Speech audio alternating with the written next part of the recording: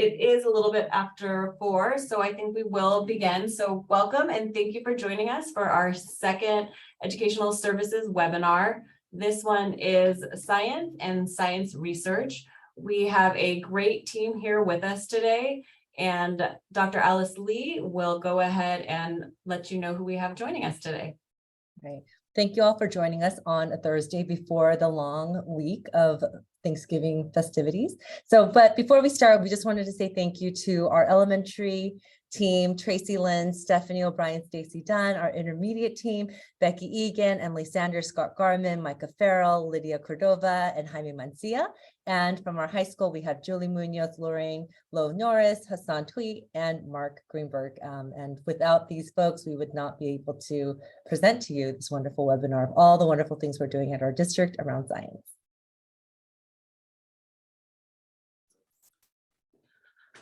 Hi, my name is Tracy Lynn, and I'm a first grade teacher at Cornerstone. And I'm going to start us off by talking about the elementary science program. We just adopted a new curriculum for science. In the spring, we adopted STEM scopes. And both Stephanie and I were part of the pilot committee who was looking for the right curriculum. We were able to screen and then pilot 2 of those, and we chose STEM scopes. We are currently getting trained. We're learning about the many components that it has, and organizing all the supplies that came with the curriculum. In general, one thing to know about STEM scopes is this 5E model of instruction that it has. Basically, the idea is that there's inquiry or questions that drive our learning about science and sets us up as elementary students as to take that learning on through all of the grades. And it's a foundation for science for the rest of their school.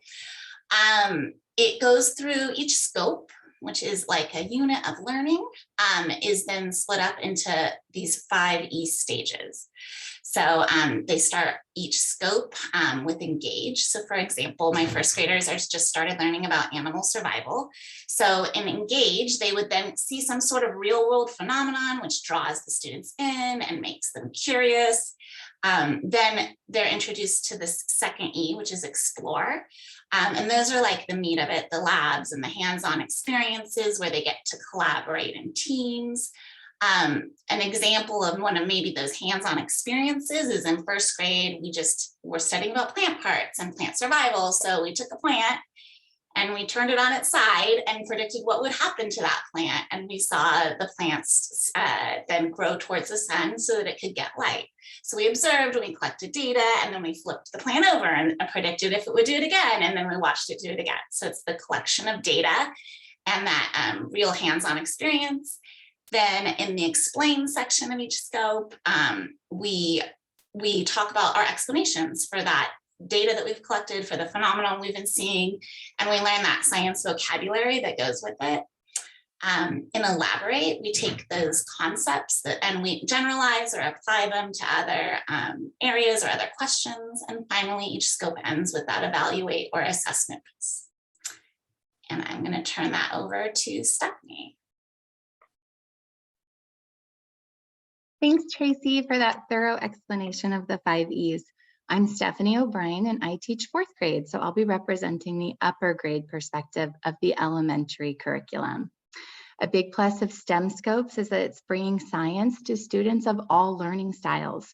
We know that students are visual, auditory, and tactile learners, and STEM scopes provides opportunities for myriad learners, which leads to greater conceptual understanding, and then will spark future interest in the subject matter.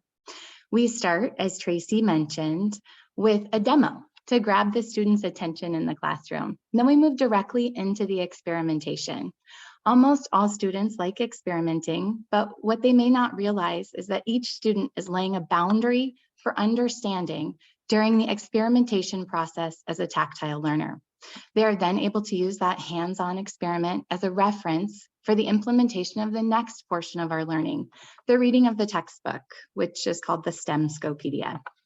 Implementation at all sites will look different, but all sites will read the text and take notes before diving right back into another experiment, which helps to solidify the new material learned.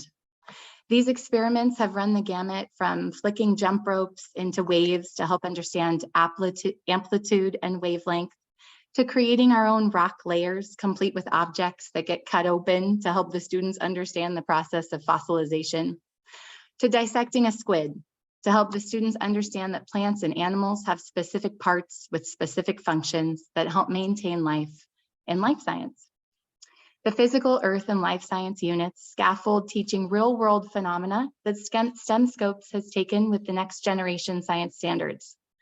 There are digital and print components that we use in the classroom to allow teachers flexibility.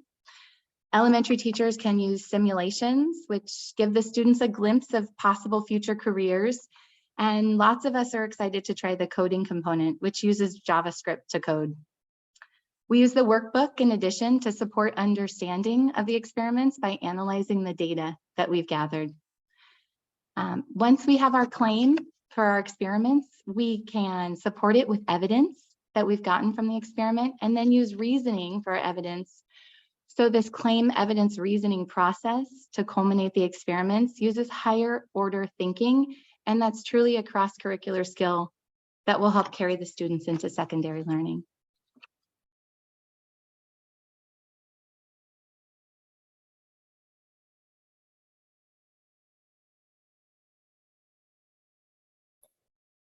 Okay, we'll try that again, unmuted. I'm Emily Sanders. I teach 7th and 8th grade science at PVIS, and I'll be representing or talking about our first slide for middle school science curriculum, which is FOSS.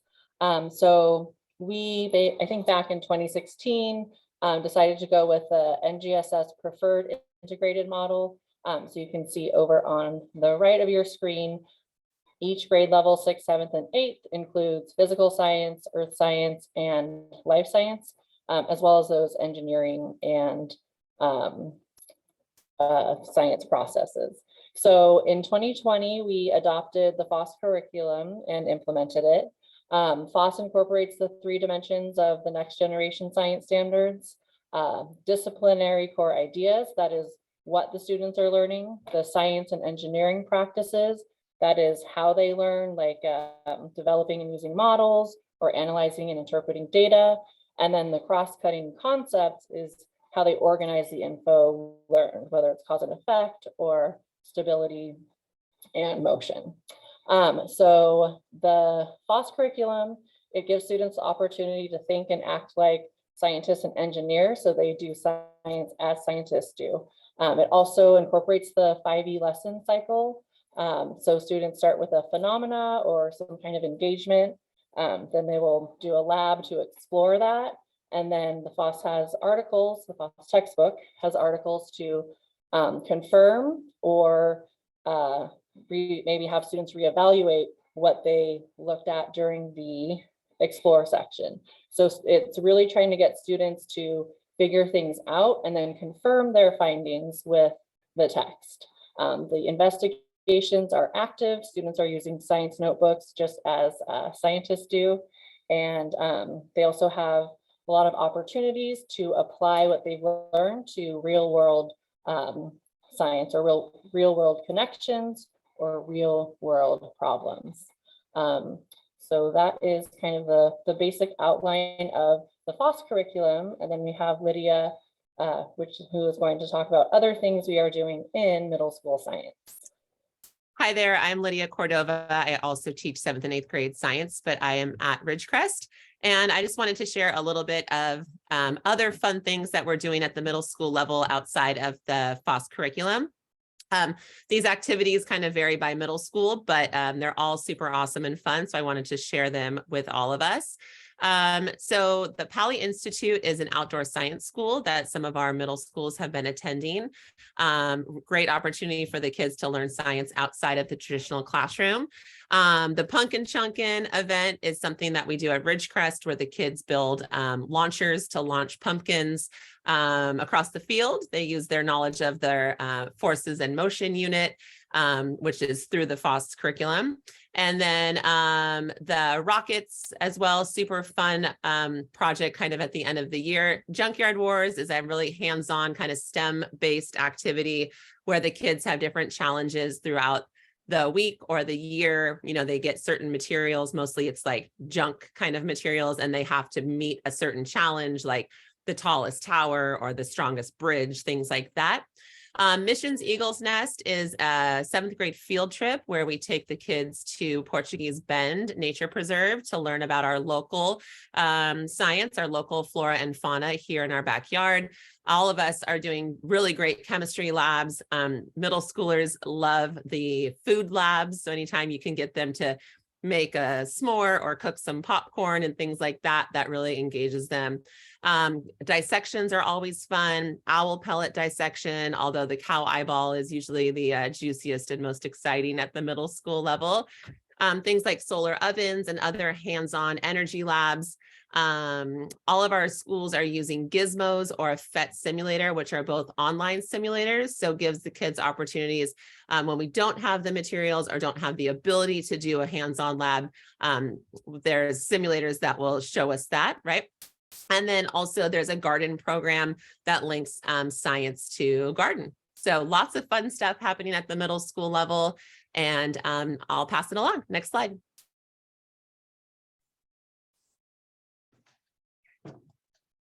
Hi, I'm Scott Garman. I'm a science and STEM teacher at Palos Verdes Intermediate School. We're moving into our 11th year of teaching STEM at the middle school. And as you can see on this slide, we teach in 6th, 7th, and 8th grade. The 6th grade is an introduction. It's a 1 trimester class. In 7th grade, we do 2 trimesters. The 3rd trimester is health. And in 8th grade, it's a year-long curriculum. Thanks to the support from the Peninsula Ed Foundation, we have lots of equipment for fabrication and for practicing coding and building robots and destroying robots. And it's just so much fun. We build planes, we build rockets. It's just a great experience. And I'm really happy to teach it. It's just so much fun. And I hope your kids can come join us.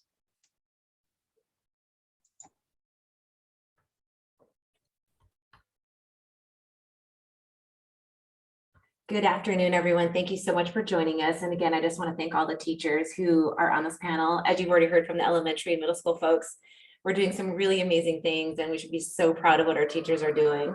I have the pleasure of introducing our high school science program.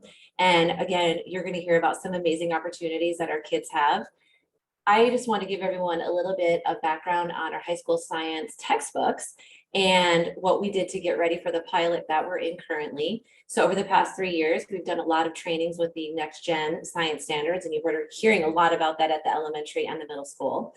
Last year, we narrowed down from 5 publishers to 2 publishers that we wanted to pilot for this current school year. And as you can see in the slide, we are piloting in a lot of different courses, all of which are very, very exciting. And we are actually meeting on December 7th to evaluate our first pilot. Our second pilot will take place second semester, and ideally we'll have a recommendation to our school board to adopt. So at this point, I would like to introduce Mark Greenberg. Thanks, Becky. I'm Mark Greenberg. I teach AP Physics and Science Research at Peninsula High School. And over these next couple of slides, we're going to look at all of the high school science courses and some of the highlights in each course. This is really just a small sample of each class. Otherwise, we take up the whole presentation and take up 20 slides. But what you see on the first slide here is some of our biology. We have biology, honors biology, and AP biology. And I'm not going to read through every single thing here, but we have some incredible TED Talk style presentations. We have an Amgen biotech experience. We work with wildlife populations. And then in the world of chemistry, you will notice that we have regular level, we have honors level, and once again, AP level. Doing all sorts of labs with flame tests, using vernier probes, doing titrations. And again, this is just a very small sample of what we do in the biology and chemistry world. And if we go to the next slide, you will see that we have even more classes here. I'm in the world of physics here. So not only do we have physics, but we have 3 levels of AP physics. I will shout out to the cardboard boat races that we have in AP Physics, where the final project of the year, students will build boats out of cardboard, paint them, give them themes, and then get in the boats and race them across our pool. But one of the things I really want to point out here is just how much choice you have in taking these classes. That there are some graduation requirements in life science and in physical science, but you can determine your path based on your interests and your future maybe career choices. So without going into all the details of the environmental science, the anatomy, physiology, the marine bio, I'm going to go ahead and pass it along on the next slide to myself, because I also do science research. And science research is something that is unique to our district here in the South Bay. Science research is an opportunity for a student to pursue one science question and go through that research for the entire school year, ultimately culminating in a presentation at our district science fair. This year, we have opened up science research to 8th graders. 8th graders are going to be presenting at the Los Angeles County Science Fair. And then it continues into high school, 9th through 12th grade. And students may do this for 1 year, 2 years, up to all 4 years. Now, our district science fair, I am incredibly proud to say, is ISIF affiliated. ISIF is the International Science and Engineering Fair. We are one of only 16 science fairs in the state of California that is affiliated with ISIF, meaning that we send students directly to the International Science Fair, which is effectively the Olympics of the best projects from around the world. This research process has 15 steps that the students go through, from just the beginning, getting some supplies, thinking about a project, to ultimately designing a project, conducting research, writing a research paper. And the students receive a full class credit. It is an elective credit, but they do receive a full class credit. Next slide. And this is our science fair. I am so just proud of being a part of this science fair. We have over 130 projects across both high schools. And this year, our science fair will be on February 2nd. Awards will be won, and students will move on to, again, the International Science Fair. We have judges in all the categories, and it is sponsored by the Peninsula Education Foundation. So I want to take a moment to thank PEF for sponsoring our fair. Great, thank you. I'm going to share a little bit about our Invention Convention. The Invention Convention is something that we just started last year. We joined up with local school districts, and this is a fantastic program where students begin by thinking of a problem that they have in their life, their friend's life, parents' life, that needs a solution, and they design a solution. Part of that process involves creating an invention log. They also create a trifold board. They do a model, a physical representation of the invention, and they create a video. They submit all of these into the school district, and we begin to look at it, and we compete at a site and a local level. And then after that, it moves on to the South Bay Regional Invention Convention. And from there, if students continue to make progress, then they move up to the California Invention Convention. And as you can see here, we had multiple students that were invited to the National Invention Convention last year. And we had a student at Cornerstone who is currently a 5th grader now, who was awarded 3rd place at the National Convention. And he created the iSafe bookmark, which was a bookmark that was designed to make sure that people were able to remember that they had enough light when they were reading, that they took breaks from the book as well to make sure they did not strain their eyes too much. So we were really proud of our winners, and we are excited for the 2nd year to begin to offer this again. We will send out notifications to our families in December and January. We'll remind them to participate. And we hope that we have a lot of inventions coming our way this year. So please join.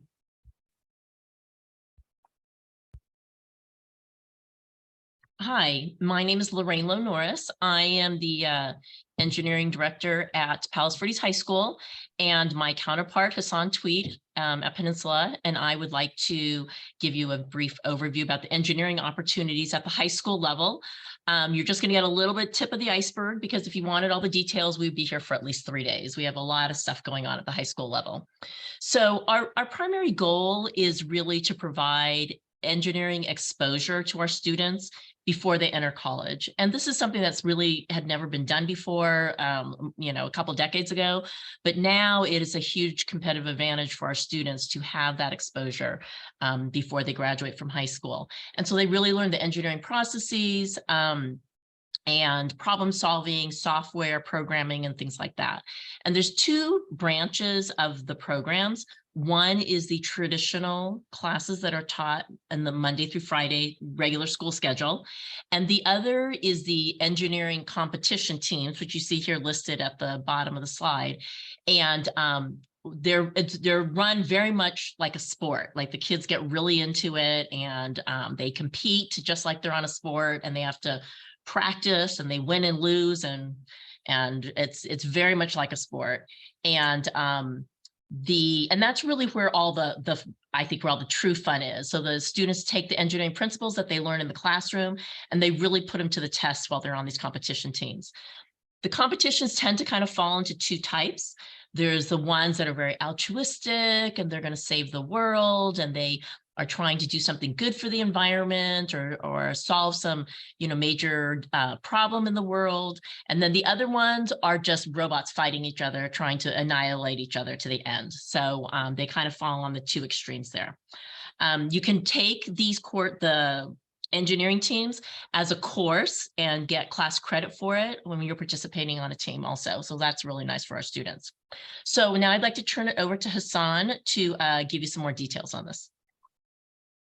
Thank you, Lorraine. That was an excellent introduction. My name is Hassan Tweed. Hassan, your video's off. Oh. No, she needs to turn on the, there you go. There you are.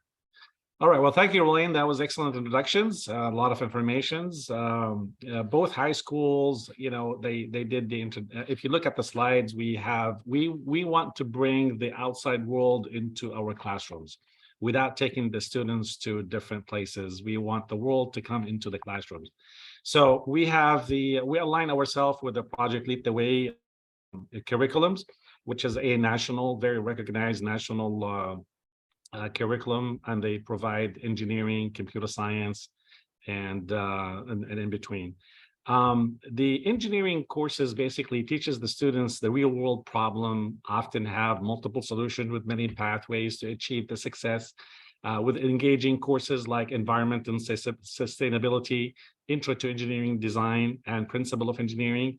And we also, believe it or not, we introduce civil engineering in our classroom, and architect. And we talk about environment, we talk about clean environment, use of electricity, how do we save our world, how do we plan our real life around the buildings, the sustainability, solar, and we also introduce digital electronic and aerospace engineering. And then we have the capstone courses, which is called design and development. We can empower our students to explore possibility, experiment, learn more about failure, believe it or not, because most of the engineering world out there, they start with failure and they build on the failure. So failure is part of our curriculums, and then we build into success. We want to turn the idea into reality. Engineering courses, it teaches the students to adapt to a problem-solving mindset, engineering, and compiling all this idea into real-world challenge and put them to become a better collaborative thinker. It's not just learning math and physics and chemistry. Those are great subjects. Even English, we include English in our processes by presentations, by writing report, by doing business plan. So we also integrate group project, because we are project based, that's what the kids like, and this is different than classroom. So this is part of the engineering. Now we go into the computer science. Computer science empowers students to become a creator. So we create something out of nothing from an idea, and instead of merely becoming a consumer of a technology around them. Courses cover basic topic. We start with basic coding, and then we go all the way to a data structure such as arrays, array list, linked list, queues, stack, trees. And believe it or not, those are, possibility that the kids are exploring. Beyond that, we teach them about how to develop like apps and simulations and cybersecurity. Cybersecurity is very big in our schools and our district, because we want to start, believe it or not, this summer probably we will be starting some cyber camp in our schools to teach ethical cybersecurity.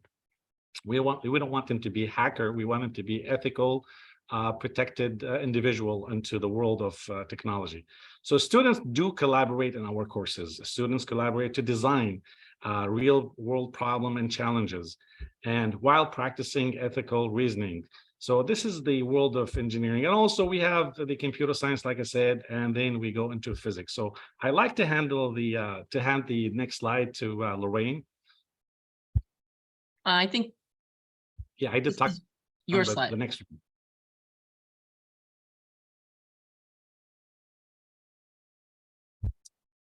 Okay, so now we come into the real world of air. So we also align ourselves with the local and national and international competitions. So we do the CubeSat, and this is another challenge, and the drone, and we also do the space program through the Air Force. This is the Stellar Explorer. Basically, what the students do is they use the SDK, which is a very expensive software. We have a license to use it for 6 months, and this is the same software NASA uses, that Boeing uses, and Raytheon and Northrop Grumman to launch satellite into space. We launch satellite virtual. So, for example, they will give us a scenario for migration of whales or volcano around the planet, or weather monitoring systems. So the kids have to come up with a plan to send a satellite. They use the apogee, the perigee, and they want to see the angle, the coverage, and also they need to launch the satellite. So they give us a scenario of how much is the satellite going to cost, what type of battery we do, what kind of camera that we need to put on that satellite, what kind of fuel and how much fuel we can afford to put on that satellite. So this is a real world problem coming to the classrooms that the students, believe it or not, they analyze as a team, and they became a better explorer. And this is the real world. This is where we're going. And our nation need actually coder. We need space people. And I don't know, 3 years ago, if you heard that there was a new Air Force sections, actually called the Space Force, not an Air Force, a Space Force. So there's only 300 students per year they take into this endeavor. So we want to prepare them to go on to a bigger things in life. And here's William. Thank you. So if we talk about the robots by land, you can see we have all different kinds of robots. We're involved in some of the biggest robotics competitions that they offer for high schoolers. So FIRST Robotics and Best Robotics are both very popular competitions. And basically each of them, they play a game. They have to throw something, shoot something, lift something, push something, and they're just different size robots. So Vex is a smaller platform. FIRST has like 120-pound robot. So kind of similar in idea in that they collaborate with other teams. Once they get to the competition, they're randomly assigned, and you cannot believe the number of robotics enthusiasts that there are at these competitions. It's like the Super Bowl of robotics. It's totally crazy. And then in addition to other types of things we do on land, we have BattleBots. So that's just like where they try to annihilate each other. We've done everything from really large 60-pound bots to really small 1 pound or micro-sized bots. And we also have an electric vehicle projects where kids are working on getting an electric car that's completely built by hand. The chassis, everything is completely built by hand. trying to get it street legal so we can drive it on the street. And that's more of a project. It's not a competition, but it's been a multi-year project. So every year the kids pick something that they want to do, and then they improve on the vehicle and add something to it. So in the last robotics slide, we have robots by sea, and in the bottom right-hand corner, you see there's rocketry there. I couldn't fit rocketry on any of the other slides, so rockets land in the water. So that was my closest thing to be able to fit them. But that's the largest student rocketry, or the world's largest rocketry competition in the world. Where they have to launch something to a very specific altitude. It has to descend at a very specific rate. It's highly technical, a great competition. As a matter of fact, the winners of that competition usually get to go to the White House to meet the president. Some of these other competitions are some of the oldest ones that we have done here in the district. Solar Cup is put on by the Metropolitan Water District, where the students are literally given sheets of wood, and at the beginning of a day, by the end of the day, they walk out with a boat. It's not seaworthy yet, and not watertight, but it's a boat. And then they eventually, make it seaworthy. They put out an electric motor. They have to put in solar panels to recharge the batteries that run the motor, and then they race it across a reservoir. So that's sponsored by the Metropolitan Water District, where they want students to learn about solar power and water conservation and engineering. The other one is the underwater ROV competition, which stands for remotely operated vehicle.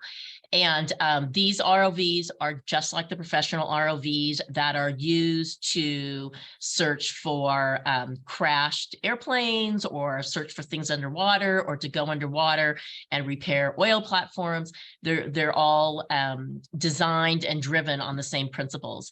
And so students compete against other schools locally, and then that team's had great success and gone to the international competition many times, and has finished really well at the international competition.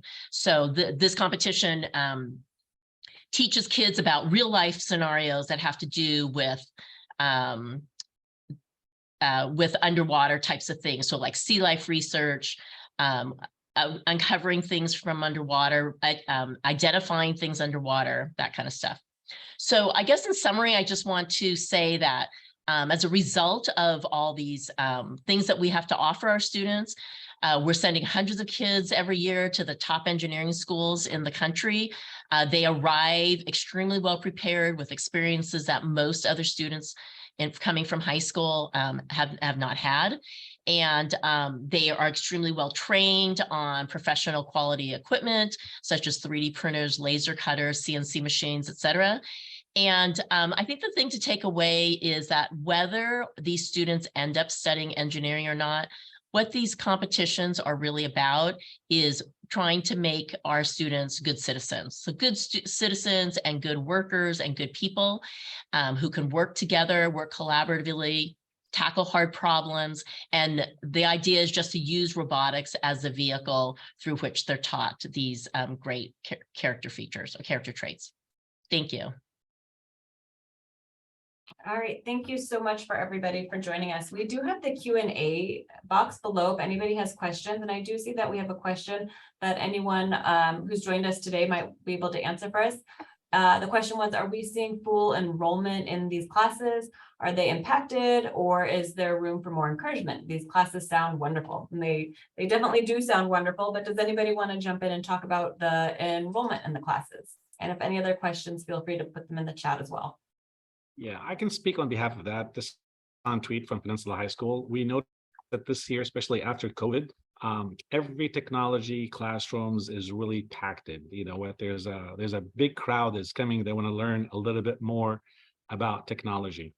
In addition to the engineering, also there's a lot of interest in the engineering, and specifically like what Lorraine said, robotic is becoming a very a big class basically, or activity after school. So we're seeing a lot of crowd that's coming into this activity, because these activities do have not just engineering, it's not just computer. They do have organization. You know, we have a tier such as a business team. So the business teams has to write, report, come up with budgets. So they can learn actually about economics. They can learn about how to write, raise money, for example, for the team, or organize a trip, because the organization for the trip, we might go over out of state. This has to have a budget. It has to have a plan, certain plans that in place. So we're seeing also people from art coming into engineering.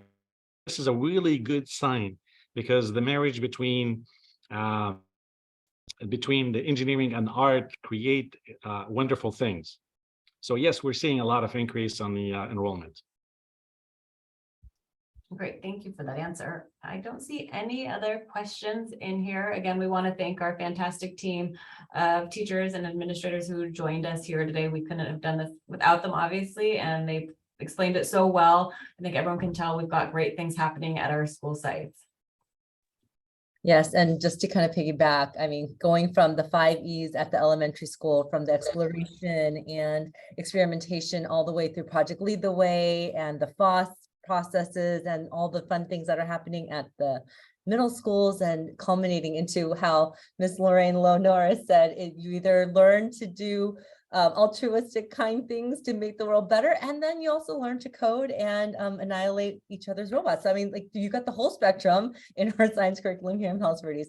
I just want to thank you again for attending today. Our next curriculum and instruction webinar will be on Thursday, December 15th, and we will be covering the new high school semester electives on wellness and ethnic studies. So thank you everyone for coming. Have a wonderful Thanksgiving and week, and be safe. Thank you. Thank you all. Thank you all. Thank you. Thank you.